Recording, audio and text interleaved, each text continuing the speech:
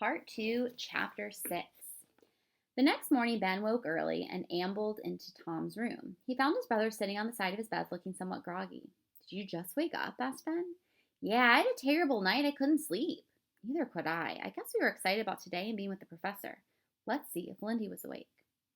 They went to Lindy's room and cautiously opened the door. Her bed was empty, and the covers were in a disarray. "Guess she couldn't sleep either," said Tom with a yawn. Ben walked to the open closet and picked up Lindy's pajamas off the floor. His eyes scanned the rack of clothes. "Do you know her blue slacks aren't here? Neither's her cloak. Her shoes are gone too." "What did she get dressed for?" Tom scratched his head. "She never dresses till after breakfast." After a thorough search of the house, the boys were more puzzled than ever.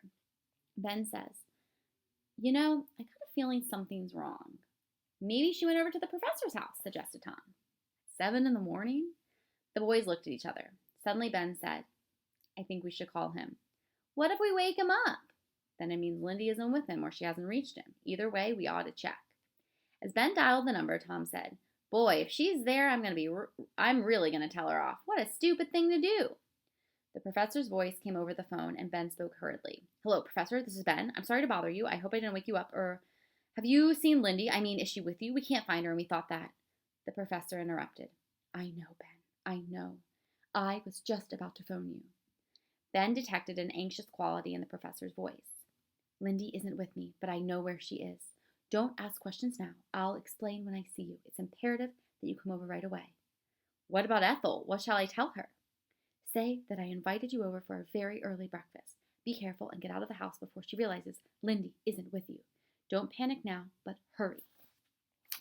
A half hour later, the boys jumped off their bicycles and ran up the steps to the professor's front door. He was waiting for them, his face pale and angry looking. "You got here quickly. Come with me." "Where's Lindy?" Ben asked as they followed him into the house. "She's in Wangdoodle Land." "What? You're kidding." "I'm afraid I'm not kidding," the professor said bitterly. He strode up and down the room. "That miserable Proc, that cunning, devious demon.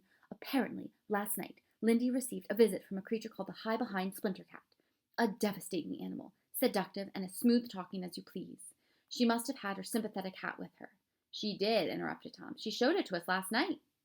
"Yes, well, I only discovered it was missing this morning. She must have forgotten to give it to me, or maybe the Proc stole it." "How do you know all this?" asked Ben.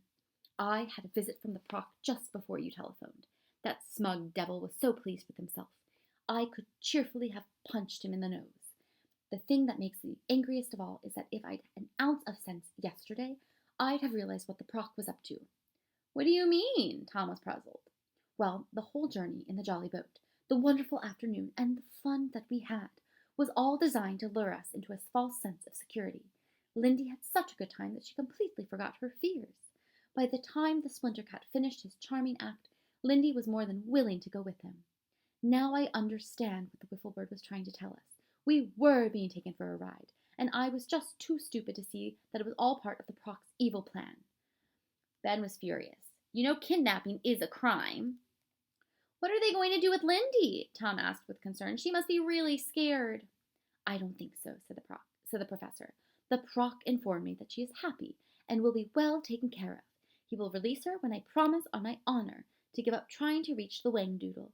I have until tomorrow morning to give him my decision. Of course, I'll agree to his terms." "You mean we have to give up the whole adventure?" Ben said in a horrified voice. "I'm afraid so." "But why?" cried Tom. "Why not just call the Proc's bluff? I'm sure he wouldn't do anything to hurt Lindy. You said yourself that all the creatures in Wangdoodle Land are peace-loving." "Yes, Tom, but I sense that the Proc's getting desperate. Remember, he feels that Wangdoodle Land is in great danger. With so much at stake, he might not harm Lindy, but he could keep her there indefinitely." "But there must be something we can do," said Tom desperately. "It just turns me inside out to think that the Proc has won and we'll never get to see the Wangdoodle." "Wait a minute." Ben looked up suddenly. "You don't have to give the Proc an answer before tomorrow, right, Professor?" "That's right." "Then why don't we just go and try to rescue Lindy now while we've still got some time?" "What a great idea," Tom said excitedly. "We could sneak in and get her out of Wangdoodle Land before the Proc knew anything about it. He'd never expect us to do something like that." Hold on," the professor said. "I'm not sure that's wise.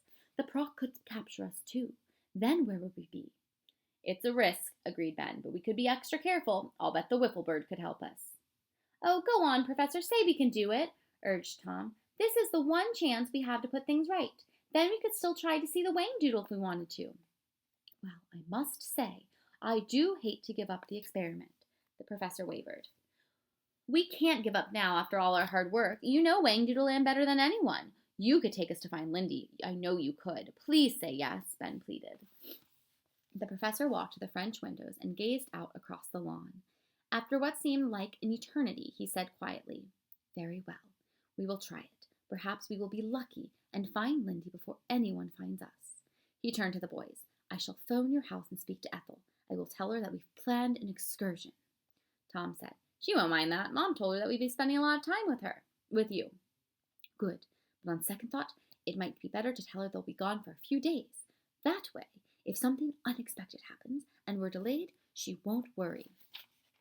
If she thinks we'll be gone a few days, she'll expect us to take some clean clothes, Ben pointed out. That's using your head, replied the professor. You'd better go back home and pick up some things. Get something for Lindy, too. I'll have Mrs. Primrose prepare us a hot breakfast before we leave. It could be the last meal we'll get for a while. Now, let's hurry. Whangdoodle Land is a large country, and we don't know where Lindy is. We haven't a moment to lose. Lindy was beginning to feel anxious. It seemed as if she'd been walking for hours. Dear friend, are you getting weary? The Splinter Cat asked. Would you like a ride? Before Lindy could answer, the cat's tail encircled her waist, lifted her high into the air, and deposited her gently on his back. There. Now isn't that nice? Much more fun, too. Lindy had to admit that sitting on the Splinter Cat's back was much better than walking, even though she had a tendency to slide forward since the cat's behind was so much higher than its front. But soon she made herself comfortable by hooking one arm around the cat's tail and tucking one leg under herself. A brilliant sun came up over the horizon, bathing everything in a soft pink glow. The spring-like air carried tantalizing aromas of popcorn and cinnamon toast that wafted past Lindsay's nostrils, reminding her that she was rather hungry. She knew instinctively that the smells were coming from the unusual shrubs and bushes so abundant in this area. She made a mental note to tell the professor about it when she saw him. They came to the bottom of a big mountain. Hold on tight now, said the Splinter Cat, and he began to climb. Sure-footedly, he moved up the almost vertical face of the rock. This is where my long back legs become very useful, he said. They make going up mountains so easy. Lindy shuddered to think of what would happen if she fell off the Splinter Cat's back. She took a firmer grip on his tail and told herself not to be afraid. They reached a wide plateau. There were boulders and rocks lying as if a giant hand had scattered them about the landscape. There were trees, too, short, scrubby ones that were shiny black like patent leather, and larger ones with generous branches and bright melon yellow leaves in clusters. Now, are you ready for a surprise? Said the Splinter Cat, lowering Lindy gently to the ground. She followed the cat into a small grove, where he pointed and said proudly, There it is, home, sweet home. Lindy saw a big lollipop-shaped structure, which looked as if it were made of something soft and furry. At a second glance, she saw that it was a tree, which was completely covered with colored yarn, laced and interlaced in such a way that the structure was strong and durable. Come and see inside, purred the Splinter Cat. He sprang across the clearing and leaped into the tree, disappearing from view. Please don't leave me, cried Lindy. Just a minute. The cat's head appeared through the skeins of wool and grinned up at her. Then he withdrew and reappeared, higher up, eyes shining mischievously.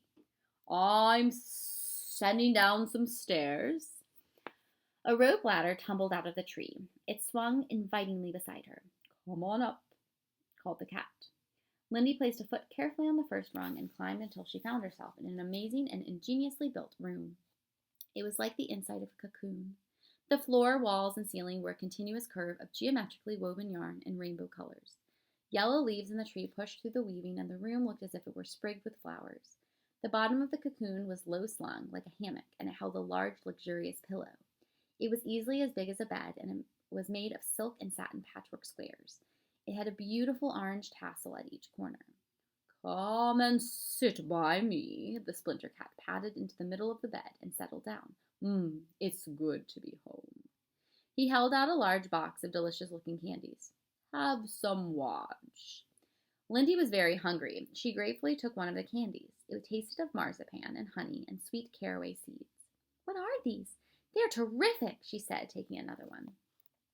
They are the Whangdoodle's favorite food, grinned the Splinter Cat. He has a very sweet tooth, you know. Lindy ate 6 more pieces of candy and felt a lot better. Well, how do you like my pad? The cat gazed at her and his tail brushed softly across her forehead. She blinked sleepily. Her eyelids felt heavy. I think, she said, yawning, that is the loveliest and most beautiful place that I have ever seen. A great drowsiness overcame her. She lay back and gazed up at the domed ceiling where patches of persimmon-colored sky showed through the lattice-work of wool. The sun shone onto the yellow leaves, and they caught the light and sent reflections dancing around the room. A breeze stirred the tree. Lindy felt herself being rocked. She slipped down, down, down into the warmth and luxury of welcome sleep.